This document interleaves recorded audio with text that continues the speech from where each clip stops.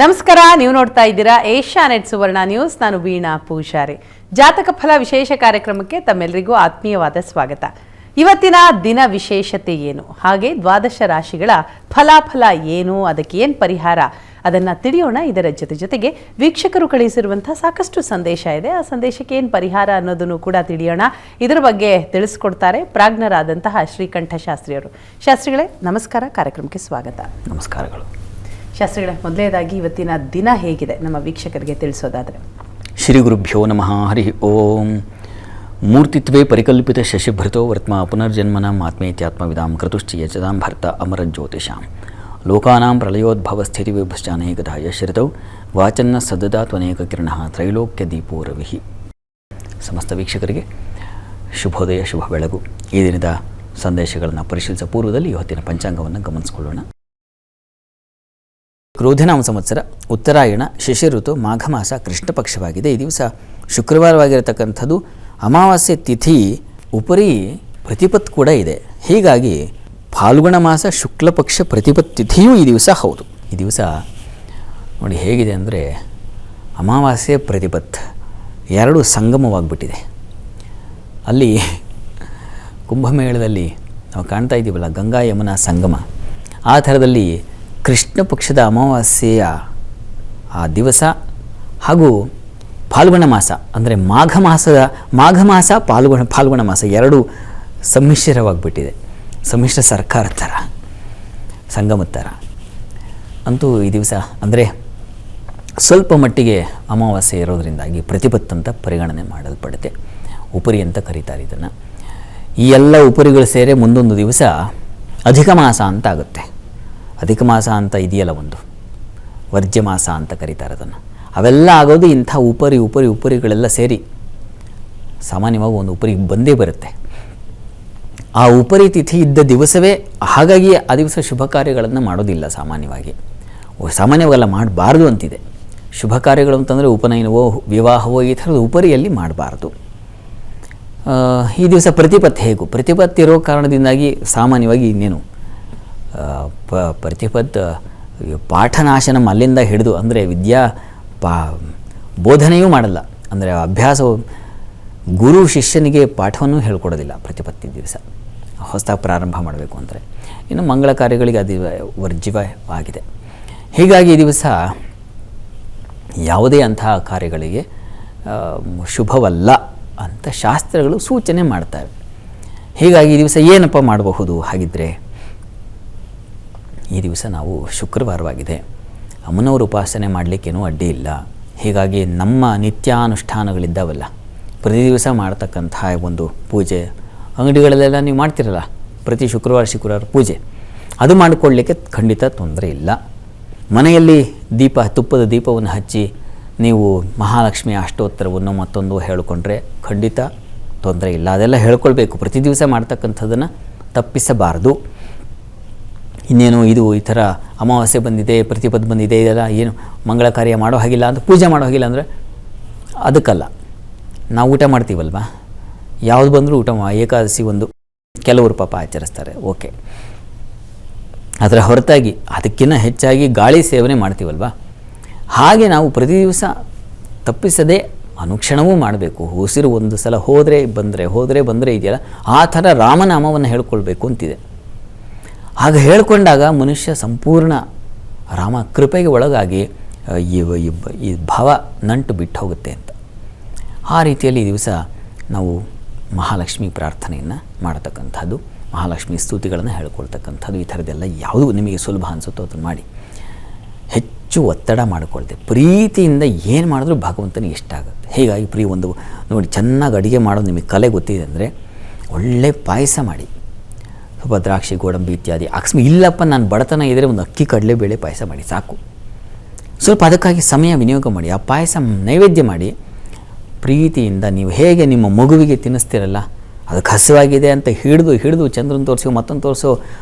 ಈಗಂತೂ ಚಂದ್ರ ಇಲ್ಲ, ಪಂದ್ರ ಇಲ್ಲ, ಮತ್ತು ಮೊಬೈಲ್ ಅದು ಯಾವುದೋ ಒಂದು ಹಾಕ್ಕೊಟ್ಬಿಟ್ರೆ ಅದು ನೋಡ್ತಾ ಇರುತ್ತೆ ಪಾಪ. ಅದನ್ನು ಇವ್ರ ಪಾಡಿ ಎಷ್ಟು ತಿನ್ನಿಸ್ತಾರೆ, ಏನು ತಿನ್ನಿಸ್ತಾರೆ, ಆ ಮಗುಗೂ ಗೊತ್ತಾಗಲ್ಲ, ಇವ್ರಿಗೂ ಗೊತ್ತಾಗಲ್ಲ. ಆ ಮಟ್ಟಿಗಿನ ತೀವ್ರತೆಯನ್ನು ಭಗವಂತನಲ್ಲಿ ತೋರಿಸ್ಬೇಕು. ಈ ಥರ ಹಿಡಿದು ಬಡಿದು ಆ ಥರ ಅರ್ಥ ಅಲ್ಲ. ತುಂಬ ಪ್ರೀತಿ ಬೇಕು. ಮಕ್ಕಳನ್ನು ಒಂದು ತಾಯಿ ಹೇಗೆ ಕಾಳಜಿ ಮಾಡ್ತಾಳೋ ಆ ರೀತಿಯಲ್ಲಿ ಭಗವಂತನನ್ನು ಕಾಳಜಿ ಮಾಡಬೇಕು. ಆ ರೀತಿಯಲ್ಲಿ ನೀವು ಮಾಡಿದ ಅಡುಗೆಯನ್ನು ಬಡಿಸಿ ನೈವೇದ್ಯ ಮಾಡಿ ಒಂದು ಭಕ್ತಿ ಪ್ರದರ್ಶನ ಮಾಡಬಾರ್ದು, ಭಕ್ತಿಯನ್ನು ನಿವೇದನೆ ಮಾಡಬೇಕು. ಆ ರೀತಿಯಲ್ಲಿ ನಿವೇದನೆ ಮಾಡಿಕೊಳ್ಳಿ, ಒಳ್ಳೆಯದಾಗಲಿ. ಸರಿ ಶಾಸ್ತ್ರಿಗಳೇ, ಈಗ ಸಂದೇಶದ ಕಡೆಗೆ ಗಮನ ಹರಿಸ್ತಾ ಹೋಗೋದಾದರೆ ಇವತ್ತಿನ ಮೊದಲ ಸಂದೇಶ ಬಳ್ಳಾರಿಯಿಂದ ರುದ್ರಪ್ಪ ಅವರು ಕಳುಹಿಸಿದ್ದಾರೆ. ಅವರ ಜನ್ಮ ದಿನಾಂಕ 13/8/1992 ಬೆಳಿಗ್ಗೆ 7:35. ಕೆಲಸದ ಬಗ್ಗೆ ತಿಳಿಸಿ ಅಂತ ಪ್ರಶ್ನೆಯನ್ನು ಕೇಳಿದ್ದಾರೆ. ರುದ್ರಪ್ಪ ಅವರ ಪ್ರಶ್ನೆ ಒಂದು ಕೆಲಸದ ಬಗ್ಗೆ ತಿಳಿಸ್ಬೇಕಾಗಿದೆ ಅಲ್ವಾ? ಹೌದು. ಜಾತಕ ನೋಡೋಣ. ನೋಡಿ, ತಮ್ಮದು ಸಿಂಹ ಲಗ್ನ. ಲಗ್ನದಿಂದ ಕರ್ಮಾಧಿಪತಿ ಶುಕ್ರ ಲಗ್ನದಲ್ಲೇ ಇದ್ದಾನೆ, ಗುರುವಿನ ಜೊತೆಗೆ ಶತ್ರು ಕ್ಷೇತ್ರದಲ್ಲಿದ್ದಾನೆ. ಈ ಶಾಸ್ತ್ರದಲ್ಲಿ ಒಂದು ಮಾತು ಹೇಳುತ್ತೆ, ಈಗ ಕರ್ಮಾಧಿಪತಿಯಾಗಿರ್ತಕ್ಕಂಥವನು ಶತ್ರು ಕ್ಷೇತ್ರದಲ್ಲಿದ್ದಾಗ ವಿಕ್ಷೇತ್ರೆ ಅಲ್ಪಂ ಅಂತ ಹೇಳುತ್ತೆ. ಫಲ ಸ್ವಲ್ಪ ಕಡಿಮೆ, ಎಷ್ಟು ಅಲದ್ರು ಅಥವಾ ಕೆಲಸ ಸಿಕ್ಕರೂ ಸಮಾಧಾನ ಇಲ್ಲದೆ ಹೋಗಿಬಿಡುತ್ತೆ. ಆ ರೀತಿಯಲ್ಲಿ ನಿಮ್ಮ ಜಾತಕ ಇದೆ. ಈಗ ಪ್ರಸ್ತುತ ಗುರುದಶೆಯಲ್ಲಿ ನಡೀತಾ ಇರತಕ್ಕಂಥದ್ದು ಕೇತುವಿನ ಭುಕ್ತಿ ನಡೀತಾ ಇದೆ. ಆಮೇಲೆ ಶುಕ್ರ ಶುರುವಾಗುತ್ತೆ. ನೋಡಿ, ನೀವು ಈಗ ಕೇತು ನಡೀತಾ ಇದೆ, ತೊಂದರೆ ಇಲ್ಲ. ಲಾಭದ ಕೇತು ಲಾಭವನ್ನೇ ತಂದು ಕೊಡ್ತಾನೆ, ಅದರಲ್ಲಿ ಆತಂಕ ಬೇಡ. ಆದರೆ ನೀವು ಪ್ರತಿ ಶುಕ್ರವಾರ ಮಹಾಲಕ್ಷ್ಮಿ ಸನ್ನಿಧಾನಕ್ಕೆ ಹೋಗಿ ಬರಬೇಕು. ಮಹಾಲಕ್ಷ್ಮಿ ಸನ್ನಿಧಾನಕ್ಕೆ ಹೋಗಿ ಅಲ್ಲಿ ಪರಿಮಳ ಪುಷ್ಪಗಳನ್ನು, ಯಾವುದು ಸುಗಂಧ ಭರಿತವಾಗಿರುತ್ತೋ ಅಂಥ ಪುಷ್ಪಗಳಿಂದ ಅರ್ಚನೆ ಮಾಡಿಸಿ. ಪ್ರತಿ ಶುಕ್ರವಾರ ನೀವು ನಿಮ್ಮ ಕೆಲಸ ಮುಗಿಯುವವರೆಗೆ, ಅಂದರೆ ಸುದೀರ್ಘವಾಗಿ ಪ್ರತಿ ಶುಕ್ರವಾರ ಮಾಡಿಸಿ. ಇದರಿಂದ ನಿಮಗೆ ತುಂಬ ಬಲ ಬರುತ್ತೆ, ತಪ್ಪಿಸಬೇಡಿ ಅದನ್ನು. ಅದು ನಿಮಗೆ ಕೆಲಸದಲ್ಲಿ ಒಂದು ಸಮಾಧಾನ, ಸಿದ್ಧಿ ಇತ್ಯಾದಿ ಎಲ್ಲ ತಂದುಕೊಡುತ್ತೆ. ಒಳ್ಳೆಯದಾಗಲಿ. ಸರಿ, ಇನ್ನು ಮುಂದಿನ ಸಂದೇಶ ಮಂಗಳೂರಿನಿಂದ ಚಂದ್ರು ಅವರು ಕಳಿಸಿದ್ದಾರೆ. ಅವರ ಜನ್ಮ ದಿನಾಂಕ 1/4/1987. ಸಮಯ ಮಧ್ಯಾಹ್ನ 12:01. ಸರ್ಕಾರಿ ಕೆಲಸದ ಬಗ್ಗೆ ತಿಳಿಸಿ ಅಂತ ಪ್ರಶ್ನೆಯನ್ನ ಕೇಳಿದ್ದಾರೆ. ಚಂದ್ರು ಅವರ ಪ್ರಶ್ನೆ, ಸರ್ಕಾರಿ ನೌಕರಿ ಸಿಗುತ್ತಾ? ಜಾತಕ ನೋಡೋಣ. ನೋಡಿ, ತಮ್ಮ ಜಾತಕವನ್ನು ಗಮನಿಸಿದ್ರೆ ಇದು ಮಿಥುನ ಲಗ್ನ. ಲಗ್ನದಿಂದ ಕರ್ಮಾಧಿಪತಿ ಗುರು ತುಂಬ ಚೆನ್ನಾಗಿದ್ದಾನೆ, ಕರ್ಮಸ್ಥಾನದಲ್ಲಿ ರವಿ ಜೊತೆಗಿದ್ದಾನೆ. ಹೀಗಾಗಿ ಮೌಢ್ಯತೆಯನ್ನು ನೋಡೋಣ, ಮೌಢ್ಯನಾಗಿದ್ದಾನೆ. ಕಷ್ಟ ಇವರೇ, ಸರ್ಕಾರಿ ನೌಕರಿ ಸಿಗೋದು ಬಹಳ ಕಷ್ಟ ಇದೆ. ಕರ್ಮಾಧಿಪತಿ ಮೌಢ್ಯನಾಗಿದ್ದಾಗ ಅಲ್ಲಿ ದಿವಾಕರ ಕರೈರ್ಲುಪ್ತಸ್ತು ತದ್ಭಾವಸ್ಯ ವಿನಾಶನಂ ಅಂತ ಒಂದು ಮಾತಿದೆ. ಸೂರ್ಯನ ಕಿರಣಗಳಿಗೆ ಇನ್ನೊಂದು ಗ್ರಹ ತುತ್ತಾಗಿಬಿಟ್ಟಿದ್ರೆ ಈ ಗ್ರಹದ ಫಲ ಹೊರಟೋಗ್ಬಿಡುತ್ತೆ ಅಂತ. ಹೀಗಾಗಿ ನೀವು ನೋಡಿ, ಗುರುಚರಿತ್ರೆ ಪಾರಾಯಣ ಮಾಡಿ. ಅದು ನಿಮಗೆ ಬೇರೆ ಕೆಲಸ, ಜೀವನ ನಿರ್ವಹಣೆಗೆ ಬೇಕಾಗಿರ್ತಕ್ಕಂಥ ಕೆಲಸವನ್ನು ಗುರು ಖಂಡಿತ ತಂದು ಕೊಡ್ತಾನೆ. ಒಂದು ಸಲ ಸಾಧ್ಯವಾದರೆ ಗಾಣಗಾಪುರಕ್ಕೆ ಹೋಗಿ ಬನ್ನಿ, ಗುರು ಸೇವೆ ಮಾಡಿ, ಭಕ್ತಿಯಿಂದ ಗುರು ಸ್ಮರಣೆ ನಿರಂತರವಾಗಿ ಮಾಡಬೇಕು ನೀವು. ಆಗ ಕೆಲಸದಲ್ಲಿ ಒಂದು ಬಲ ಕಾಣಲಿಕ್ಕೆ ಸಾಧ್ಯತೆ ಉಂಟಾಗುತ್ತೆ. ಒಳ್ಳೆಯದಾಗಲಿ. ಇನ್ನು ಮುಂದಿನ ಸಂದೇಶ ಬೆಂಗಳೂರಿನಿಂದ ಕರಣ್ ಅವರು ಕಳುಹಿಸಿದ್ದಾರೆ. ಅವರ ಜನ್ಮ ದಿನಾಂಕ 1/6/2024. ಸಮಯ ಸಂಜೆ 4:23. ಆರೋಗ್ಯ ಹೇಗಿದೆ, ದಯವಿಟ್ಟು ತಿಳಿಸಿ ಅಂತ ಪ್ರಶ್ನೆಯನ್ನ ಕೇಳಿದ್ದಾರೆ. ಕರಣ್ ಅವರ ಪ್ರಶ್ನೆ ಆರೋಗ್ಯದ ಬಗ್ಗೆ ಕೇಳಿದ್ದಾರೆ. ಹೌದು, ಮಗುವಿನ ಜಾತಕ ಅದು. ಜಾತಕ ನೋಡೋಣ. ನೋಡಿ, ಇದು ತುಲಾ ಲಗ್ನವಾಗಿದೆ. ಲಗ್ನದ ಅಧಿಪತಿ ಶುಕ್ರ ಅಷ್ಟಮದಲ್ಲಿದ್ದಾನೆ, ರವಿ ಜೊತೆಗಿರೋದ್ರಿಂದಾಗಿ ಮೌಢ್ಯತೆ ಇದೆ. ಹೀಗಾಗಿ ಇದು ಕೂಡ ನೋಡಿ, ಈಗಷ್ಟೇ ಹೇಳಿದೆ, ಮೌಢ್ಯನಾಗಿದ್ದರೆ ಗ್ರಹ ತನ್ನ ಫಲ ಕಳ್ಕೊಳ್ಳುತ್ತೆ ಅಂತ. ಹೀಗಾಗಿ ಇಲ್ಲಿ ಶುಕ್ರ ಗ್ರಹ ಶಾಂತಿ ಮಾಡಿಸ್ಬೇಕು. ಇದನ್ನು ಮಾಡಿಸಿ, ಇದರಿಂದ ಅನುಕೂಲ ಉಂಟಾಗುತ್ತೆ. ಒಳ್ಳೆಯದಾಗಲಿ. ಇನ್ನು ಮುಂದಿನ ಸಂದೇಶ ಮಂಡ್ಯದಿಂದ ಮಾನಸ ಅವರು ಕಳುಹಿಸಿದ್ದಾರೆ. ಅವರ ಜನ್ಮ ದಿನಾಂಕ 13/5/2009. ಸಮಯ ಬೆಳಿಗ್ಗೆ 6:15. ಆರೋಗ್ಯದ ಬಗ್ಗೆ ಜೊತೆಗೆ ಶಿಕ್ಷಣದ ಬಗ್ಗೆ ತಿಳಿಸಿ ಅಂತ ಮಾನಸ ಅವರು ಪ್ರಶ್ನೆ ಕೇಳ್ತಿದ್ದಾರೆ. ಮಾನಸ ಅವರ ಪ್ರಶ್ನೆ ಶಿಕ್ಷಣ, ಆರೋಗ್ಯ. ಜಾತಕ ನೋಡೋಣ. ನೋಡಿ, ಇದು ವೃಷಭ ಲಗ್ನ. ಲಗ್ನದಲ್ಲಿ ಬುಧ ಇರತಕ್ಕಂಥದ್ದು, ಪಂಚಮಾಧಿಪತಿ ದ್ವಿತೀಯಾಧಿಪತಿ. ಲಗ್ನದ ತುಂಬ ಒಳ್ಳೆಯದಿದು. ಒಳ್ಳೆ ಬುದ್ಧಿಶಾಲಿಗಳಾಗಿರ್ತೀರ, ಒಳ್ಳೆ ವಾಗ್ಮಿಗಳಾಗಿರ್ತೀರ, ಅಂಥದ್ದೊಂದು ಫಲ ಇದೆ. ಹೀಗಾಗಿ ಹೀಗಿದ್ದಾಗ ಸ್ವಲ್ಪ ನಾವು ಪ್ರಯತ್ನ ಮಾಡಬೇಕಾಗುತ್ತೆ. ಪ್ರಯತ್ನ ಮಾಡಿ, ಸ್ವಲ್ಪ ಪ್ರಯತ್ನಕ್ಕೆ ವಿಶೇಷ ಫಲ ಸಿಗುತ್ತೆ, ಅದರಲ್ಲಿ ಯಾವುದೇ ಸಂಶಯ ಬೇಡ. ಚೆನ್ನಾಗಿದೆ ನಿಮ್ಮ ಜಾತಕ. ಈಗ ಪ್ರಸ್ತುತ ನಿಮಗೆ ಶುಕ್ರ ದಶೆಯಲ್ಲಿ ನಡೀತಾ ಇರತಕ್ಕಂಥದ್ದು ಶನೈಶ್ಚರನ ಕಾಲ. ಶನೈಶ್ಚರ ನಿಮ್ಮ ಜಾತಕದಲ್ಲಿ ಆತ ಶತ್ರು ಕ್ಷೇತ್ರದಲ್ಲಿದ್ದಾನೆ. ಆಂಜನೇಯನ ಪ್ರಾರ್ಥನೆ ತಪ್ಪದೇ ಮಾಡಿಪ್ಪ. ತಪ್ಪದೇ ಆಂಜನೇಯನ ಸನ್ನಿಧಾನಕ್ಕೆ ಪ್ರತಿ ಶನಿವಾರ ಏನಾದರೂ ನಿಮ್ಮನ್ನು ನೀವು ಅರ್ಪಣೆ ಮಾಡಿಕೊಳ್ಬೇಕು, ಸೇವೆ ಮಾಡಬೇಕು. ಅದರಿಂದ ನಿಮಗೆ ವಿದ್ಯಾಬಲ ಅಧಿಕವಾಗುತ್ತೆ. ಮಾಡಿ, ಒಳ್ಳೆಯದಾಗಲಿ. ಇನ್ನು ಕೊನೆಯ ಸಂದೇಶ ಬೆಂಗಳೂರಿನಿಂದ ಪ್ರಕಾಶ್ ಅವರು ಕಳುಹಿಸಿದ್ದಾರೆ. ಅವರ ಜನ್ಮ ದಿನಾಂಕ 5/6/1980. ಸಮಯ ಬೆಳಿಗ್ಗೆ 7:15. ಕೆಲಸದಲ್ಲಿ ಕಿರಿಕಿರಿ ಇದೆ, ಅದಕ್ಕೇನಾದರೂ ಪರಿಹಾರ ಇದೆಯಾ, ದಯವಿಟ್ಟು ಸೂಚಿಸಿ ಅಂತ ಪ್ರಶ್ನೆಯನ್ನ ಕೇಳಿದ್ದಾರೆ. ಪ್ರಕಾಶ್ ಅವರ ಪ್ರಶ್ನೆ ಕೆಲಸದಲ್ಲಿ ಕಿರಿಕಿರಿ ಆಗಿಬಿಟ್ಟಿದೆ ಅಲ್ವಾ? ನೋಡೋಣ, ಜಾತಕ ನೋಡೋಣ. ನೋಡಿ, ತಮ್ಮದು ಮಿಥುನ ಲಗ್ನ. ಲಗ್ನದಿಂದ ಕರ್ಮಾಧಿಪತಿ ನಿಮ್ಮ ಜಾತಕದಲ್ಲಿ ಶನಿ, ಕುಜ, ರಾಹುಗಳ ಜೊತೆಗಿದ್ದಾನೆ. ಇದು ಸ್ವಲ್ಪ ಸಮಸ್ಯೆ. ಪ್ರಸ್ತುತ ನಿಮಗೆ ಶನಿ ದಶೆಯಲ್ಲಿ ಚಂದ್ರ ಭಕ್ತಿ ನಡೀತಾ ಇದೆ. 2026 ಜನವರಿವರೆಗೂ ನಿಮಗೆ ಸ್ವಲ್ಪ ಹೀಗೆ ಕಹಿಯಾಗಿರುತ್ತೆ. ಕಾರಣ ಟೈಮ್ ಚೆನ್ನಾಗಿಲ್ಲ. ಹೀಗಾಗಿ ಇದಕ್ಕೆ ಏನಪ್ಪ ಪರಿಹಾರ ಅಂದರೆ, ಯಾದೇವಿ ಸರ್ವಭೂತೇಷು ವೃತ್ತಿರೂಪೇಣ ಸಂಸ್ಥಿತ ನಮಸ್ತಸ್ಯೈ ನಮಸ್ತಸ್ಯೈ ನಮಸ್ತಸ್ಯೈ ನಮೋ ನಮಃ. ಈ ಮಂತ್ರವನ್ನು ಪ್ರತಿ ದಿವಸ ನೀವು 108 ಬಾರಿ ಹೇಳಿಕೊಂಡು ಕೆಲಸಕ್ಕೆ ಹೋಗಿ, ಅದು ನಿಮಗೆ ಬಲ ಕೊಡುತ್ತೆ. ಮತ್ತು ಪ್ರತಿ ಗುರುವಾರ ನೀವು ಗುರು ಸನ್ನಿಧಾನದಲ್ಲಿ ಸ್ವಲ್ಪ ಕಡಲೆ ಹಾಗೂ ಬೆಲ್ಲ ಸಮರ್ಪಣೆ ಮಾಡಿ. ಇವೆರಡನ್ನ ನೀವು ತಪ್ಪದೆ ಪ್ರತಿ ದಿವಸ ಆ ಮಂತ್ರ ಹೇಳ್ಕೊಳ್ಳೋದು, ಗುರುವಾರ ಈ ಸೇವೆ ಮಾಡೋದು, ಇದನ್ನು ಮಾಡಲೇಬೇಕು. ಇದರಿಂದ ನಿಮಗೆ ಸ್ವಲ್ಪ ಅನುಕೂಲ ಆಗ್ತಾ ಹೋಗುತ್ತೆ. ಕ್ರಮೇಣ ಸುಧಾರಿಸುತ್ತೆ. ಪ್ರಯತ್ನ ಮಾಡಿ, ಒಳ್ಳೆಯದಾಗಲಿ. 12 ರಾಶಿಗಳ ಫಲಾಫಲ ಏನಿದೆ ಅನ್ನೋದನ್ನ ತಿಳಿಯೋಣ. ಶಾಸ್ತ್ರಿಗಳೇ, ಮೊದಲ 6 ರಾಶಿಯ ಬಗ್ಗೆ ತಿಳಿಸ್ಕೊಡೋದಾದ್ರೆ. 12 ರಾಶಿಗಳ ಫಲಾಫಲ ತಿಳಿಯುವ ಮುನ್ನ ಈ ಹೊತ್ತಿನ ಗ್ರಹಸ್ಥಿತಿಯನ್ನು ಗಮನಿಸ್ಕೊಳ್ಳೋದಾದರೆ, ವೃಷಭ ರಾಶಿಯಲ್ಲಿ ಗುರು ಇರತಕ್ಕಂಥದ್ದು, ಮಿಥುನ ರಾಶಿಯಲ್ಲಿ ಕುಜ, ಕನ್ಯಾ ರಾಶಿಯಲ್ಲಿ ಕೇತು, ಕುಂಭರಾಶಿಯಲ್ಲಿ ರವಿ, ಚಂದ್ರ ಹಾಗೂ ಶನಿಶ್ಚರನ್ನು ನೋಡ್ತಾ ಇದ್ದೀವಿ. ಇನ್ನು ಮೀನ ರಾಶಿಯಲ್ಲಿ ಅಲ್ಲಿ ಬುಧ, ಶುಕ್ರ, ರಾಹು ಹಾಗೂ ಮಾಂದಿ ಉದಯಾಗಿರತಕ್ಕಂಥದ್ದು ನೋಡ್ತಾ ಇದ್ದೀವಿ. ಹೀಗಿರುವಾಗ 12 ರಾಶಿಗಳ ಫಲಾಫಲ ತಿಳಿತಾ ಹೋಗೋಣ. ಮೊದಲಿಗೆ ಮೇಷರಾಶಿ. ಮೇಷರಾಶಿಯವರಿಗೆ ದಿವಸ ನೋಡಿ, ಈ ದಿವಸ ಅತಿಯಾದ ವ್ಯಯ ಇದೆ. ತುಂಬ ಕಷ್ಟಪಟ್ಟು ಸಂಪಾದನೆ ಮಾಡಿರ್ತೀರ, ಸಂಪಾದನೆ ಮಾಡಿದ್ದು ಕರಗಿ ಹೋಗಿಬಿಡುತ್ತೆ. ಹಾಗೆ ಇದ್ದಕ್ಕಿದ್ದ ಹಾಗೆ ಕ್ರ್ಯಾಶ್ ಅಂತೀವಲ್ಲ, ಆ ರೀತಿಯಲ್ಲಿ ಆಗೋ ಸಾಧ್ಯತೆ ಇದೆ. ಧನಾಧಿಪತಿ ಜೊತೆಗೆ ಮಾಂದಿ ಸೇರಿದರೆ ಇದು ತುಂಬ ತೊಂದರೆ ಆಗುತ್ತೆ. ಹುಷಾರು, ಎಚ್ಚರವಾಗಿರಿ. ಮತ್ತು ಸಾಲ ಬಾಧೆಯನ್ನು ಸೂಚಿಸ್ತಾ ಇದೆ. ಬಂಧುಗಳಲ್ಲಿ ಸಾಲ ಮಾಡ್ಕೋಬೇಡಿ, ಅದು ತುಂಬ ತೊಂದರೆ ಮಾಡುತ್ತೆ. ಈ ದಿವಸದ ಮಟ್ಟಿಗಂತೂ ಅದು ನಿಮಗೆ ಮಾನಹಾನಿ. ಹೀಗಾಗಿ ಸ್ವಲ್ಪ ಹುಷಾರಾಗಿರಿ. ಉಳಿದ ಹಾಗೆ ವೃತ್ತಿಯಲ್ಲಿ ಸ್ವಲ್ಪ ಮಟ್ಟಿಗೆ ಪರವಾಗಿಲ್ಲ, ಅನುಕೂಲದ ವಾತಾವರಣ ಇದೆ. ಈ ದಿವಸ ಸ್ನೇಹಿತರ ಜೊತೆಗೆ ಲಾಭ ಅಂತ ಇನ್ನೇನೋ ಒಂದು ಕೆಲಸ ತೊಡಗಿಸ್ತೀನಿ ಅಂತ ಹೋದರೆ ಅದು ಕೂಡ ಮಾರಕವಾಗುತ್ತೆ. ಸ್ನೇಹಿತರ ಜೊತೆಗೆ ಬಂಧುಗಳ ಜೊತೆಗೆ ಈ ದಿವಸ ವ್ಯವಹಾರ ಬೇಡ. ಈ ದಿವಸ ಅಲ್ಲ, ಇನ್ನೊಂದು 2-3 ದಿವಸ ಬೇಡ. ಇದನ್ನು ಮನಸ್ಸಿಗೆ ತಗೊಳ್ಳಿ. ಇದಕ್ಕೆ ಪರಿಹಾರ ಏನಪ್ಪ ಅಂತಂದರೆ, ಈ ದಿವಸ ಸುಬ್ರಹ್ಮಣ್ಯ ಸನ್ನಿಧಾನದಲ್ಲಿ ಒಂದು ಅಭಿಷೇಕ ಮಾಡಿಸಿ. ಇನ್ನು ವೃಷಭ ರಾಶಿಯವರಿಗೆ ದಿವಸ ನಿಮಗೆ ಲಾಭದಾಯಕವಾಗಿದೆ.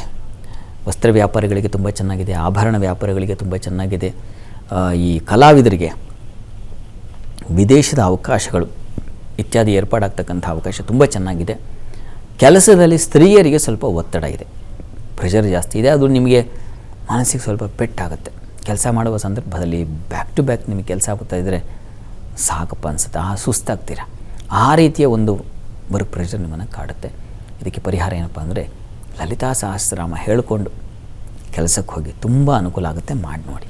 ಇನ್ನು ಮಿಥುನ ರಾಶಿಯವರಿಗೆ ದಿವಸ ಕೆಲಸದಲ್ಲಿ ಈ ದಿವಸ ಸ್ವಲ್ಪ ತೊಡಕುಗಳಿದ್ದಾವೆ. ಅದರಲ್ಲೂ ಸ್ತ್ರೀಯರಿಗೆ, ಪುರುಷರಿಗೂ ಇಲ್ಲ ಅಂತಲ್ಲ, ಅವ್ರಿಗೂ ನಿಮಗೂ ಕಿರಿಕಿರಿ ಇದೆ, ಅವ್ರಿಗೂ ಕಿರಿಕಿರಿ ಇದೆ.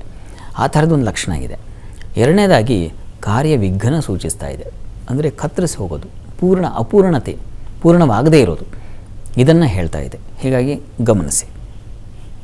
ಇನ್ನು ತಂದೆ ಮಕ್ಕಳಲ್ಲಿ ಮನಸ್ತಾಪಗಳು, ಭಿನ್ನಾಭಿಪ್ರಾಯಗಳು, ಕುಟುಂಬದ ವಿಚಾರವಾಗಿ, ಇನ್ಯಾರದೋ ವಿಚಾರವಾಗಿ, ನಿಮ್ಮ ಬಂಧುಗಳ ವಿಚಾರವಾಗಿ, ಅದು ನಿಮ್ಮ ಮಧ್ಯೆ ಘರ್ಷಣೆ ಮಾಡುತ್ತೆ. ಪಾಪ ನಿಮ್ಮ ವಾತಾವರಣ ಚೆನ್ನಾಗಿರುತ್ತೆ, ಇನ್ಯಾರದೋ ಹೆಸರು, ಇನ್ಯಾರದೋ ಒಂದು ವಿಚಾರಗಳನ್ನು ನಿಮ್ಮ ಮನೆಯಲ್ಲಿ ಚರ್ಚೆಯಾಗಿ ಅದು ಬಾಧೆ ಆಗುತ್ತೆ. ಅನ್ಯರ ಸಲುವಾಗಿ ಜಗಳ, ಈ ಥರದ್ದನ್ನು ಸೂಚಿಸ್ತಾ ಇದೆ. ಗಮನ ಕೊಡಿ. ನಿಮ್ಮ ವಿಚಾರ ಯಾವುದೋ ನಿಮಗೆ ತಾಗುತ್ತಾ ಇಲ್ವಾ, ಇನ್ನೊಬ್ಬರ ಬಗ್ಗೆ ಯಾಕೆ ನಮಗೆ ಯೋಚನೆ, ಇದ್ರ ಬಗ್ಗೆ ಯೋಚನೆ ಇರಬೇಕು. ವಿದ್ಯಾರ್ಥಿಗಳಿಗೂ ಅಷ್ಟೇ ಈ ದಿವಸ ತೊಂದರೆಗಳನ್ನು ಸೂಚಿಸ್ತಾ ಇದೆ. ಈ ದಿವಸ ತಪ್ಪದೇ ಅಮ್ಮನವರ ಸನ್ನಿಧಾನದಲ್ಲಿ ಕ್ಷೀರಾಭಿಷೇಕ ಮಾಡಿಸಿ. ಇನ್ನು ಕರ್ಕಟಕ ರಾಶಿಯವರಿಗೆ ದಿವಸ ನಿಮ್ಮ ರಾಶಿಯಿಂದ ಚಂದ್ರ ಅಷ್ಟಮದಲ್ಲಿದ್ದಾನೆ. ಹೀಗಾಗಿ ಆರೋಗ್ಯದಲ್ಲಿ ಏರುಪೇರಾಗುತ್ತೆ. ಸ್ತ್ರೀಯರಿಗೆ ಆರೋಗ್ಯ ಬಾಧೆ ಸೂಚಿಸ್ತಾ ಇದೆ, ಸ್ವಲ್ಪ ಹುಷಾರು, ಎಚ್ಚರ, ಗಮನ ತಗೊಳ್ಳಿ. ಉಳಿದ ಹಾಗೆ ನಿಮ್ಮ ರಾಶಿಯಿಂದ ಕರ್ಮಸ್ಥಾನ ಆ ಅಧಿಪತಿ ವ್ಯಯದಲ್ಲಿದ್ದಾನೆ. ವೃತ್ತಿಯಲ್ಲಿ ಪ್ರೆಷರ್, ನಿಮಗೂ ಕೂಡ ವರ್ಕ್ ಪ್ರೆಷರ್ ಜಾಸ್ತಿ ಆಗುತ್ತೆ. ಇನ್ನು ದೇವತಾ ಪೂಜೆ ಪುನಸ್ಕಾರ ಇಂಥವುಗಳಲ್ಲಿ ತೊಡಕುಗಳು, ತೊಂದರೆಗಳು ಬರೋ ಸಾಧ್ಯತೆ ಇದೆ. ಮತ್ತು ಈ ಶ್ರದ್ಧೆ ಹೋಗುತ್ತೆ. ಶ್ರದ್ಧಾ ವಿಹೀನನಿಗೆ ಯಾವುದೂ ಕಷ್ಟ. ಹೀಗಾಗಿ ನೀವು ಗೆಲ್ಲಲ್ಲ ಈ ದಿವಸ, ಗೆಲುವಿಲ್ಲ, ಸೋಲಿದೆ. ಹೀಗಾಗಿ ಏನಪ್ಪ, ತುಂಬ ನೀವು ಕೂಡ ಲಲಿತಾ ಸಹಸ್ರನಾಮ, ಲಲಿತಾರಾಧನೆ ಮಾಡ್ತಕ್ಕಂಥದ್ದು ತುಂಬ ಒಳ್ಳೆಯದು. ಕನಿಷ್ಠ 2 ಬಾರಿ ಆದರೂ ಹೇಳ್ಕೊಳ್ಳಿ, ಬೆಳಗ್ಗೆ ಮತ್ತು ಸಂಜೆ. ಇದು ತುಂಬ ಬಲ ಕೊಡುತ್ತೆ. ಇನ್ನು ಸಿಂಹರಾಶಿ, ಸಿಂಹರಾಶಿಯವರಿಗೆ ದಿವಸ ಸಂಗಾತಿಯಲ್ಲಿ ಮನಸ್ತಾಪ, ಭಿನ್ನಾಭಿಪ್ರಾಯ, ಕ್ಲೇಶ ಈ ಥರದ ಲಕ್ಷಣ ಇದೆ. ತುಂಬ ನಾಜೂಕಾಗಿ ಇರಬೇಕು ಈ ದಿವಸ. ವ್ಯಾಪಾರದಲ್ಲಿ ಸ್ತ್ರೀಯರಿಗೆ ತೊಂದರೆಗಳನ್ನು ಸೂಚಿಸ್ತಾ ಇದೆ. ಹೆಣ್ಮಕ್ಳು ವ್ಯಾಪಾರ ಮಾಡ್ತಾಯಿದ್ರೆ ಸ್ವಲ್ಪ ಹುಷಾರಾಗಿರೋ, ಅದರಲ್ಲೂ ಬಟ್ಟೆ ಅಥವಾ ಇನ್ಯಾವುದು ಹೋಟೆಲ್ ರಿಲೇಟೆಡ್ ಸಂಬಂಧಿ ಕೆಲಸಗಳು ಮಾಡ್ತಾಯಿದ್ರೆ ನಿಮಗೆ ಬೇಸತ್ತು ಹೋಗುತ್ತೆ. ಆ ರೀತಿಯ ತೊಡಕಿದೆ ಈ ದಿವಸ. ಅಷ್ಟಮದಲ್ಲಿ ಮಾಂದಿ ಇರೋದ್ರಿಂದಾಗಿ ನಷ್ಟವೂ ಉಂಟಾಗುತ್ತೆ. ವೃತ್ತಿಯಲ್ಲೂ ಅಷ್ಟೇ, ತುಂಬ ಚೆನ್ನಾಗಿದ್ದ ಕೆಲಸವು ಮಾಡಿದ ಕೆಲಸವೇ ಅಲ್ಲ ಅನ್ನೋ ಥರ ಆಗಿಬಿಡುತ್ತೆ. ಆ ರೀತಿಯಲ್ಲಿ ಮಾಡಿದ ಪುನಃ ಮಾಡ್ತಕ್ಕಂಥದ್ದು. ಇಷ್ಟೆಲ್ಲ ಟೈಪು ಮತ್ತೊಂದು ಏನೇನು ಮಾಡಿರ್ತೀರ, ವ್ಯರ್ಥ ಆಗಿ ಮತ್ತೆ ತಿರ್ಗಾ ಮೊದಲಿಂದ ಮಾಡು, ಆ ಥರದ್ದು ಆಗೋ ಸಾಧ್ಯತೆ ಇದೆ. ಕಾರ್ಯಭಾರ ನಿಮಗೂ ಕೂಡ. ಇದರ ನಿವಾರಣೆಗಾಗಿ ನೀವು ನೋಡಿ, ಮಹಾಲಕ್ಷ್ಮಿ ಸನ್ನಿಧಾನದಲ್ಲಿ ಒಂದು ಒಳ್ಳೆಯ ಸುಗಂಧಭರಿತ ಪುಷ್ಪಗಳಿಂದ ಅರ್ಚನೆ ಮಾಡಿಸಿ, ಅನುಕೂಲ ಆಗುತ್ತೆ. ಶುಕ್ರವಾರ ಬೇರೆ. ಇನ್ನು ಕನ್ಯಾ ರಾಶಿ, ಕನ್ಯಾ ರಾಶಿಯವರಿಗೆ ದಿವಸ ಕೆಲಸದಲ್ಲಿ ನಿಮಗೆ ಒತ್ತಡವೇ ಇದೆ. ನಿಮಗೂ ಕೂಡ ಸ್ವಲ್ಪ ಅನಾನುಕೂಲ ಸೂಚಿಸ್ತಾ ಇದೆ. ಬುಧನ ಬಲಹೀನತೆ ಇದೆಯಲ್ಲ, ಹೀಗಾಗಿ ಅಲ್ಲಿ ಮಾಂದಿ ಬೇರೆ ಸೇರಿದಾಗ ನೀವು ಯೋಚನೆ ಮಾಡಿದ್ದೇ ನಿಮಗೆ ರಾಂಗ್ ಆಗಿಬಿಡುತ್ತೆ. ತಿರುಗುಬಾಣ ಅಂತೀವಲ್ಲ, ನೀವು ಯಾವುದೋ ಪ್ರಯೋಗ ಮಾಡಿದ್ರೆ ನಿಮಗೆ ತೊಂದರೆ ಆಗ್ತದೆ, ಅಂಥ ಸಾಧ್ಯತೆ ಇದೆ. ಸಂಗಾತಿ ವಿಚಾರದಲ್ಲೂ ಅಷ್ಟೇ ಮನಸ್ತಾಪಗಳು, ಭಿನ್ನಾಭಿಪ್ರಾಯ ಇದೆ, ಜಗಳಗಳಾಗೋ ಸಾಧ್ಯತೆ ಸೂಚಿಸ್ತಾ ಇದೆ. ದುಃಖ, ವ್ಯಥೆ, ನೋವು, ಸಾಲ, ಅಯ್ಯೋ ಒಂದಲ್ಲ ಹೊರೆ ಈ ದಿವಸ ಹಾಗಾಗುತ್ತೆ ಇವರೇ ಈ ದಿವಸ. ಹೀಗಾಗಿ ಏನಪ್ಪ ಇದಕ್ಕೆ ನಿವಾರಣೆ ಏನಪ್ಪ ಅಂದರೆ ನೋಡಿ, ಹತ್ತಿರದಲ್ಲಿ ಯಾವುದಾದ್ರು ವಿಷ್ಣು ಸನ್ನಿಧಾನ ಇದ್ದರೆ ತಮ್ಮ ಊರುಗಳಲ್ಲಿ ವಿಷ್ಣು ಸನ್ನಿಧಾನದಲ್ಲಿ ಈ ದಿವಸ ನೋಡಿ ನವಧಾನ್ಯ ದಾನ ಮಾಡಿಬಿಡಿ. ಅದು ತುಂಬ ಒಳ್ಳೆಯದು, ಹೆಚ್ಚಿನ ಬಲ ಕೊಡುತ್ತೆ. ಇಲ್ಲ ವಿಷ್ಣು ಸಹಸ್ರನಾಮವನ್ನು ಹೇಳಿ. ಇನ್ನು ತುಲಾರಾಶಿ, ತುಲಾರಾಶಿಯವರಿಗೆ ದಿವಸ ಮನಸ್ಸು ಮಂಕಾಗುತ್ತೆ, ಚಂದ್ರನ ಬಲ ಇಲ್ಲ. ಹೀಗಾಗಿ ಕೆಲಸ ಕಾರ್ಯಗಳಲ್ಲಿ ಏನು ಕೆಲಸ ಮಾಡೋಕ್ಕೂ ತೋಚ್ತಾ ಇಲ್ಲ. ಕೆಲಸ ಇವತ್ತು ಒಂದು ಸ್ವಲ್ಪ ಸುಸ್ತಾಗಿ ಕೂತ್ಕೊಂಡ್ಬಿಡೋಣ ಒಂದು ಸ್ವಲ್ಪ ಹೊತ್ತು, ಇದ್ದಕ್ಕಿದ್ದ ಹಾಗೆ ಆ ಸೋಫಾ ಮೇಲೆ ಕೂತ ಹಾಗೆ ಆ ಥರದ್ದು ಒಂದು ಮನಸ್ಸು ಮಂಕಾಗಿರುತ್ತೆ. ಮತ್ತು ಮಕ್ಕಳ ವಿಚಾರದಲ್ಲೂ ಅಷ್ಟೇ ಏನೋ ರಗಳೆ, ಕಲಹ. ಈ ಶುಕ್ರವಾರ ಅಷ್ಟು ಸಮಾಧಾನ ಇಲ್ಲಪ್ಪ ಅಂತ ಅನಿಸುತ್ತೆ ನಿಮಗೆ. ಕಾರಣಜ್ಜ ಗ್ರಹ ಪರಿಸ್ಥಿತಿ ಆಗಿದೆ, ಏನು ಮಾಡೋದು. ಸ್ವಲ್ಪ ಸಾಲ ಬಾಧೆ ಸೂಚಿಸ್ತಾ ಇದೆ. ಶರೀರಕ್ಕೂ ಅಷ್ಟು ದೇಹದ ಬಲ ಕಳ್ಕೊಳ್ತೀರಾ, ಈ ಥರದ್ದೆಲ್ಲ ಇದೆ. ಹೀಗಾಗಿ ನೀವು ದುರ್ಗಾ ಕವಚ ಹೇಳ್ಕೊಳ್ಳಿ. ಯಾವುದಾದ್ರು ಸುವಾಸಿನಿಯರಿಗೆ ಅಂದರೆ ಮುತ್ತೈದೆಯರನ್ನು ಕರೆದು ಒಂದು ಅರಿಶಿನ ಕುಂಕುಮ ಮಂಗಲ ದ್ರವ್ಯ ದಾನ ಮಾಡಿ, ತುಂಬ ಸಹಾಯವಾಗುತ್ತೆ. ಮಾಡಿ ನೋಡಿ. ವೃಶ್ಚಿಕ ರಾಶಿಯವರಿಗೆ ಬುದ್ಧಿ ನಿಮಗೂ ಕೂಡ ಕೆಟ್ಟ ಆಲೋಚನೆಗಳು ಬಂದುಬಿಡುತ್ತೆ. ಯಾಕೆ ನನಗೆ ಈ ಥರ ಆಲೋಚನೆ ಬರ್ತಾ ಇದೆ ಅಂತ ಅನಿಸೋದಕ್ಕೆ ಶುರುವಾಗುತ್ತೆ. ಸಂಘ ಚೆನ್ನಾಗಿರಲ್ಲ ಈ ದಿವಸ. ಸ್ನೇಹಿತರ ಸಂಘ, ಇನ್ನೆಲ್ಲೋ ಪ್ರಯಾಣ, ಅವೆಲ್ಲವೂ ತೊಂದರೆಯೇ ಒಳಪಡುತ್ತೆ. ಯಾರಿಗೂ ಗೊತ್ತಿಲ್ಲದೆ ಹಾಗೆ ಹೋಗಿರ್ತೀರ, ಅಲ್ಲೇನೋ ಮತ್ತೆ ಗೊತ್ತಾಗಿ ಅದು ಪ್ರಮಾದ ಆಗಿ ಅಪ್ಪ ಅಮ್ಮ ಗೊತ್ತಾ ಮತ್ತು ಈ ಥರದ ಲಕ್ಷಣ ಸೂಚಿಸ್ತಾ ಇದೆ. ಹುಷಾರು. ಪ್ರಯಾಣದಲ್ಲಿ ಬಹಳ ಎಚ್ಚರಿಕೆಯಿಂದ ಇರಬೇಕು. ಇನ್ನು ವೃತ್ತಿಯಲ್ಲಿ ತೊಂದರೆಗಳ ಉಂಟಾಗೋ ಸಾಧ್ಯತೆ ಇದೆ. ಅಸಮಾಧಾನ ಸೂಚಿಸ್ತಾ ಇದೆ. ಯಾವ ಸಹಾಯವೂ ಸಿಗದೆ ಹೋಗ್ಬಿಡೋ ಸಾಧ್ಯತೆ ಸೂಚಿಸ್ತಾ ಇದೆ. ಏನಪ್ಪ ಅಂದರೆ ಸಂಗಾತಿ ಸ್ವಲ್ಪ ಮಟ್ಟಿಗೆ ಪರವಾಗಿಲ್ಲ, ಅವ್ರ ಸಹಕಾರ, ಸಪೋರ್ಟು, ಅದೊಂದು ಬಲ ಚೆನ್ನಾಗಿದೆ ನಿಮಗೆ. ವ್ಯಾಪಾರಿಗಳಿಗೆ, ಸಿಹಿ ಪದಾರ್ಥದ ವ್ಯಾಪಾರಿಗಳಿಗೆ ತುಂಬ ಚೆನ್ನಾಗಿದೆ, ಅನುಕೂಲದ ವಾತಾವರಣ ಇದೆ, ಸ್ವಲ್ಪ ಪರವಾಗಿಲ್ಲ. ಪ್ರಾರ್ಥನೆಗೆ ದಿವಸ ತಪ್ಪದೇ ಸುಬ್ರಹ್ಮಣ್ಯ ಸನ್ನಿಧಾನದಲ್ಲಿ ಒಂದು ಅಷ್ಟೋತ್ತರ ಸೇವೆ ಮಾಡಿಸಿ. ಇನ್ನು ಧನುರಾಶಿ, ಧನುರಾಶಿಯವರಿಗೆ ಪ್ರಯಾಣದಲ್ಲಿ ತೊಂದರೆ ಇದೆ. ನೀರಿನ ಕಂಟಕಗಳನ್ನು ಸೂಚಿಸ್ತಾ ಇದೆ. ತೊಟ್ಟಿಗಿಂದ ಹಿಡಿದು ಮನೆಯಲ್ಲಿ ನೀವು ಸೇವ್ ಮಾಡೋ ಒಂದು ವಾಟರ್ ಟ್ಯಾಂಕಿಂದ ಹಿಡಿದು ಗಮನಿಸಿ. ಬಚ್ಚಲ ಮನೆಯಲ್ಲಿ ಓಡಾಡುವಾಗ ಆಗಬಹುದು, ನೀರು ಹಿಡಿಯುವಾಗ, ಈ ಥರದ್ದೆಲ್ಲ ಸ್ವಲ್ಪ ಹುಷಾರು. ಇನ್ನು ಈ ವೃತ್ತಿಯಲ್ಲೂ ಅಷ್ಟೇ ಸ್ವಲ್ಪ ಪರಿಶ್ರಮ ಇದೆ. ತಪ್ಪು ನಿರ್ಣಯಗಳನ್ನು ತೊಗೊಂಡ್ಬಿಡೋ ಸಾಧ್ಯತೆ ಇರ್ತದೆ. ಅಥವಾ ಇನ್ನೊಬ್ಬರು ಮಾರ್ಗದರ್ಶನವೇ ತಪ್ಪಾಗಿರ್ತದೆ. ಪಾಪ ಇನ್ನೇನೋ ಗೈಡ್ ಮಾಡ್ತಾರೆ ನಿಮಗೆ, ಆ ಥರ ಕೆಲಸ ಮಾಡಿಬಿಡ್ತೀರ, ಅದು ರಾಂಗ್ ಆಗಿಬಿಡುತ್ತೆ. ಆ ಲಕ್ಷಣ ಸೂಚಿಸ್ತಾ ಇದೆ, ಹುಷಾರು. ಈ ದಿವಸ ನಿಮಗೆ ಸಹೋದರರು ಅಷ್ಟೇ, ಅದರಲ್ಲೂ ಹೆಣ್ಣುಮಕ್ಕಳಲ್ಲಿ ಸಹೋದರಿಯರಲ್ಲಿ ಸ್ವಲ್ಪ ಮನಸ್ತಾಪ ಬರೋ ಸಾಧ್ಯತೆ ಇದೆ. ನಷ್ಟ ಸೂಚಿಸ್ತಾ ಇದೆ. ತಕ್ಷಣ ಬರ್ತಕ್ಕಂಥ ಯಾವುದೋ ಅಚಾನಕ್ಕಾಗಿ ಬರ್ತಕ್ಕಂಥ ದುಃಖ, ವ್ಯಥೆ ಇವುಗಳು ಬಾಧಿಸುತ್ತೆ. ಈಶ್ವರ ಸನ್ನಿಧಾನದಲ್ಲಿ ಒಂದು ರುದ್ರಾಭಿಷೇಕ ಮಾಡಿಸಿ. ಇನ್ನು ಮಕರ ರಾಶಿ, ಮಕರ ರಾಶಿಯವರಿಗೆ ದಿವಸ ವೃತ್ತಿಯಲ್ಲಿ ತುಂಬ ಅನುಕೂಲದ ಫಲ ಇದೆ, ಆದರೂ ಎಚ್ಚರಿಕೆ ಬೇಕು ನಿಮಗೆ. ಈ ದಿವಸ ಗಂಟಲು ಬಾಧೆ ಸೂಚಿಸ್ತಾ ಇದೆ. ಸಹೋದರಲ್ಲಿ ಮನಸ್ತಾಪಗಳಾಗ್ತಕ್ಕಂಥ ಸಾಧ್ಯತೆ ಇದೆ. ಸೇವಕರಲ್ಲಿ, ಮನೆಗೆ ಬಂದು ಕೆಲಸವೋ ಇತ್ಯಾದಿ ಮಾಡ್ತಕ್ಕಂಥ ಪರಿಚಾರಕರು, ಇವರಲ್ಲಿ ಸ್ವಲ್ಪ ತೊಡಕುಗಳು, ಮನಸ್ತಾಪ ಬರೋ ಸಾಧ್ಯತೆ ಇದೆ. ಅಥವಾ ಇನ್ಯಾರದ್ದೋ ಮನೆ ಚರ್ಚೆ ನಿಮ್ಮ ಮನೇಲಿ ಆಗೋ, ಕುಟುಂಬದಲ್ಲಿ ಚಂದ್ರ ಇದ್ದಾನೆ, ಅದು ವೀಕ್ ಆಗಿದ್ದಾನೆ. ಹೀಗಾಗಿ ಇನ್ನೊಬ್ಬ ಸ್ತ್ರೀಯರ, ಇನ್ನೊಬ್ಬರ ಮನೆ ವಿಚಾರ, ಇವುಗಳ ಚರ್ಚೆಯಿಂದನೂ ನಿಮಗೆ ಕಳಂಕ ಇದೆ. ಈ ದಿವಸ ಮತ್ತೊಬ್ಬರ ವಿಚಾರ ಮಾಡಬೇಡಿ, ತುಂಬ ಒಳ್ಳೆಯದಲ್ಲ ಈ ದಿವಸ. ಅದು ಆರೋಪ ನಿಮಗೆ ತೊಂದರೆ ಮಾಡುತ್ತೆ. ಹೀಗಾಗಿ ಈ ದಿವಸ ತಪ್ಪದೇ ನೀವು ಪಾರ್ವತಿ ಸನ್ನಿಧಾನದಲ್ಲಿ, ಅಂದರೆ ದುರ್ಗಾ ಪರಮೇಶ್ವರಿ ಯಾವುದು ಆಗಬಹುದು, ಆ ಸನ್ನಿಧಾನದಲ್ಲಿ ಒಂದು ವಿಶೇಷ ಅಷ್ಟೋತ್ತರ ಸೇವೆ ಮಾಡಿಸಿ. ಇನ್ನು ಕುಂಭರಾಶಿಯವರಿಗೆ ಈ ದಿವಸ ಆಹಾರ ವ್ಯತ್ಯಾಸ ಮಾಡ್ಕೊಳ್ತೀರಾ. ಅತಿಯಾದ ಆಹಾರ ಸೇವನೆ ಅದು ತೊಂದರೆ ಆಗಬಹುದು. ಹುಳಿ ಪದಾರ್ಥಗಳಿಂದಾಗಿ ತೊಂದರೆ ಆಗುತ್ತೆ. ಎದೆ ಉರಿ ಈ ಥರದ್ದು ಒಂದು ಬಾಧೆ ಸೂಚಿಸ್ತಾ ಇದೆ. ಜೊತೆಗೆ ಸ್ತ್ರೀಯರಿಗೆ ಮಾನಸಿಕವಾಗಿ ಕುಗ್ಗುತ್ತೀರಾ. ಸಾಲ ಶತ್ರುಗಳ ಬಾಧೆ ನಿಮ್ಮನ್ನು ಬಾಧಿಸುತ್ತೆ. ತಂದೆಯ ಬಂಧುಗಳ ಜೊತೆಗೆ ನೋಡಿ, ತಂದೆ ವರ್ಗ ಇದೆಯಲ್ಲ, ಜ್ಞಾತಿಗಳು, ಅವರಿಂದಾಗಿ ಸ್ವಲ್ಪ ಮನಸ್ಸಿಗೆ ಬೇಸರ ಆಗೋ ಸಾಧ್ಯತೆ, ಘಟನೆಗಳು ನಡೆಯುತ್ತೆ ಈ ದಿವಸ. ಸ್ವಲ್ಪ ಹುಷಾರಾಗಿರಿ. ವೃತ್ತಿಯಲ್ಲಿ ಸ್ವಲ್ಪ ಮಟ್ಟಿಗೆ ಪರವಾಗಿಲ್ಲ, ಅನುಕೂಲದ ವಾತಾವರಣ ಸೂಚಿಸ್ತಾ ಇದೆ.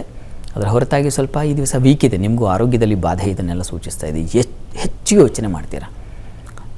ಇದರಿಂದ ಹೊರಗೆ ಬರಲಿಕ್ಕೆ ಯಾದೇವಿ ಸರ್ವಭೂತೇಷು ಶಕ್ತಿ ರೂಪೇಣ ಸಂಸ್ಥಿತ ನಮಸ್ತಸ್ಯೈ ನಮಸ್ತಸ್ಯೈ ನಮಸ್ತಸ್ಯೈ ನಮೋ ನಮಃ. ಈ ಮಂತ್ರವನ್ನು 108 ಬಾರಿ ಹೇಳ್ಕೊಳ್ಳಿ, ತುಂಬ ಅನುಕೂಲ ಆಗುತ್ತೆ.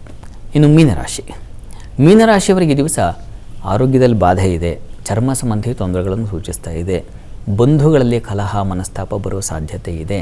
ಗಂಡ ಹೆಂಡರಲ್ಲಿ ಮನಸ್ತಾಪಗಳಾಗುವ ಸಾಧ್ಯತೆ ಇದೆ. ಇವುಗಳೆಲ್ಲ ಲಕ್ಷಣ ಸೂಚಿಸ್ತಾ ಇದೆ. ಯಾಕೆಂದರೆ ಎಲ್ಲ ಗ್ರಹಗಳು ಅಲ್ಲೇ ಸೇರಿ ರಾಡಿಯಾಗಿದೆ. ಇನ್ನು ವ್ಯಯದಲ್ಲಿರ್ತಕ್ಕಂಥ ಚಂದ್ರನಿಂದಾಗಿ ಮಕ್ಕಳ ಒಂದು ನಂಬಿಕೆ ಹೊರಟು ಹೋಗುತ್ತೆ. ಮಕ್ಕಳಲ್ಲಿ ವಿಶ್ವಾಸ ಕಳ್ಕೊಳ್ತೀರಾ. ಈ ದಿವಸ ಬುದ್ಧಿ ಆಲೋಚನಾ ಶಕ್ತಿಯನ್ನು ಕಳ್ಕೊಳ್ತೀರಾ. ತನ್ನ ಮೂಲಕ ಲಾಸ್ ಮಾಡ್ಕೊಳ್ತೀರಾ. ಶೇರ್ಸ್ ಬಹಳ ಮುಖ್ಯವಾಗಿ ಅವರು ಅಂಥ ಕ್ಷೇತ್ರದಲ್ಲಿರೋರು ತುಂಬ ಹುಷಾರಾಗಿರಿ ಈ ದಿವಸ. ಹೆಣ್ಮಕ್ಳು ಬಹಳ ಹುಷಾರಾಗಿರಿ ಈ ದಿವಸ.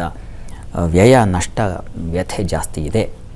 ಈ ದಿವಸ ತಪ್ಪದೇ ಗುರು ಪ್ರಾರ್ಥನೆ ಮಾಡಿ, ದತ್ತಾತ್ರೇಯರ ಸ್ಮರಣೆ ಮಾಡ್ಕೊಳ್ಳೋದು ತುಂಬ ಒಳ್ಳೆಯದು.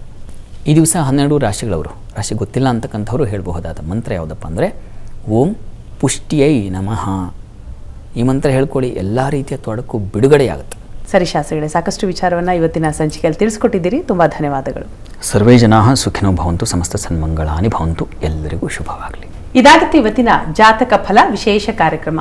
ನಾಳೆ ಮತ್ತೆ ಇದೇ ಸಮಯಕ್ಕೆ ಇದೇ ಕಾರ್ಯಕ್ರಮದಲ್ಲಿ ನಿಮ್ಮ ಭೇಟಿ. ಅಲ್ಲಿವರೆಗೂ ನೇರ, ದಿಟ್ಟ, ನಿರಂತರ ಸುದ್ದಿಗಾಗಿ ನೋಡ್ತಾ ಇರಿ ಏಷ್ಯಾನೆಟ್ ಸುವರ್ಣ ನ್ಯೂಸ್.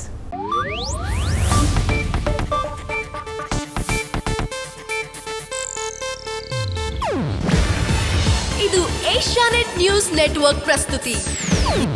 ನೀವು ನೋಡ್ತಿದ್ದೀರಾ ಏಷ್ಯಾನೆಟ್ ಸುವರ್ಣ ನ್ಯೂಸ್.